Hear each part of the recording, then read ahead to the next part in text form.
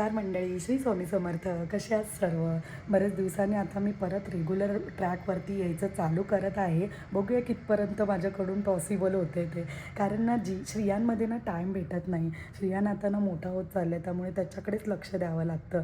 आणि आता थोड्या दिवसांनी येणार आहे गुरुपौर्णिमा, त्यामुळे विचार करत आहे की स्वामी चरित्र सारामृतचं पारायण करू. कारण गुरुचरित्राचं तर होणार नाही माझ्याकडून, कारण त्याच्यासाठी स्पेशली मला कोणतरी कंटिन्यू श्रियांवरती लक्ष ठेवायला पाहिजे. जसं मम्मी होती गेल्या वेळी, तेव्हा मी केलेलं गुरुचरित्राचं पारायण आणि खूप छान झालेलं माझ्याकडून ते.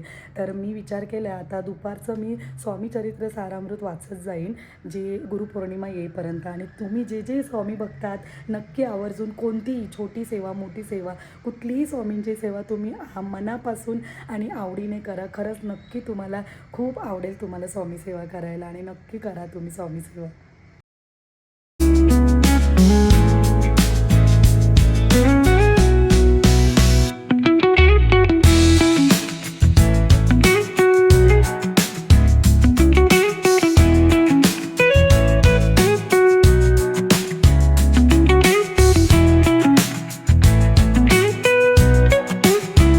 बनवला आहे इडलीचा बेत. जियानला इडली खूप आवडते, त्यामुळे मग म्हटलं चला आज इडलीच बनवूया. आणि चटणी बनवून घेतली ती त्याने संपून टाकली आहे नाश्त्यालाच. आता तो लंचला पण इडली खाणार. इकडे डाळ भिजत घातली आहे, तर डाळ पण बनवूनच घेते. मला असं वाटतं प्रत्येक बाईच्या लाईफमध्ये एकच प्रश्न असतो की काय बनवायचं जेवायला, जो की मला नेहमी पडलेला असतो.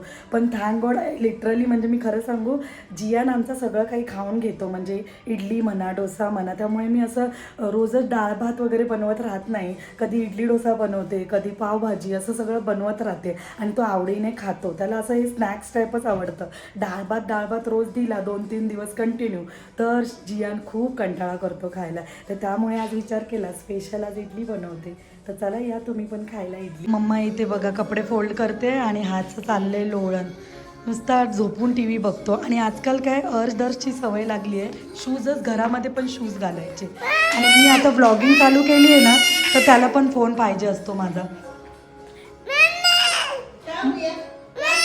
मम्मा त्याला बोलवते तरी त्याला माझ्याकडेच यायचं आहे. आणि आजकाल त्याचं कसं झालं आहे माहिती आहे काय, मला बघितलं ना की त्याला फक्त माझ्याकडेच यायचं असतं, त्याला कोणाकडेच जायचं नसतं. इवन जितूकडे पण नुसतं मम्माच त्याचं चालू असतं. से हाय हाय. खूप नॉटी झालं आहे श्रियान आजकाल, खूप नॉटी झालं आहे. Naughty boy. आणि मी चाललो आहे इथेच चाललो राम मंदिरमध्ये. शॉपिंग म्हणजे काय एवढं काय नाही, खायच्या गोष्टी घ्यायला चाललो आहे. आणि मॅडम आहे का फोडली ना विधी हिची विंडो. आता आम्ही चाललो वैशालीच्या घरी ठक करायला.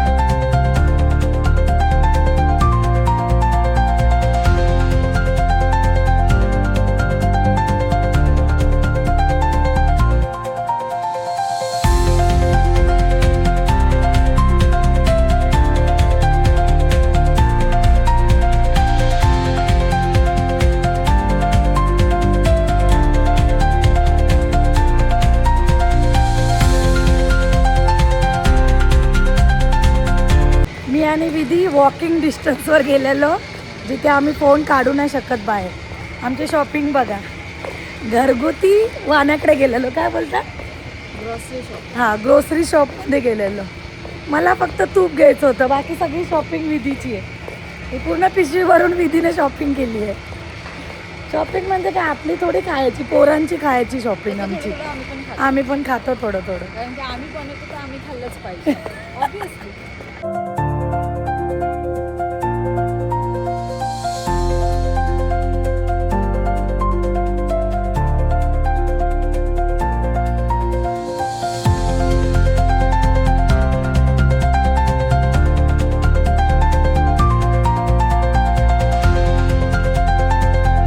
श्रियान माझा झोपतो ना तेव्हाच मला सेवा करायला भेटते, नाहीतर तो जागा असला ना की माझं पुस्तक खेचत राहतो स्वामींचा, आणि मग मला तर करायलाच भेटत नाही सेवा. तर तो झोपलेला तर मी सेवा करून घेतलेली आहे. आणि आय होप माझा व्हिडिओ तुम्हाला आवडला असेल. व्हिडिओ आवडला तर लाईक शेअर कमेंट नक्की करा, आणि चॅनलला सबस्क्राईब करायला अजिबात विसरू नका. चला तर भेटू उद्याच्या ब्लॉगमध्ये.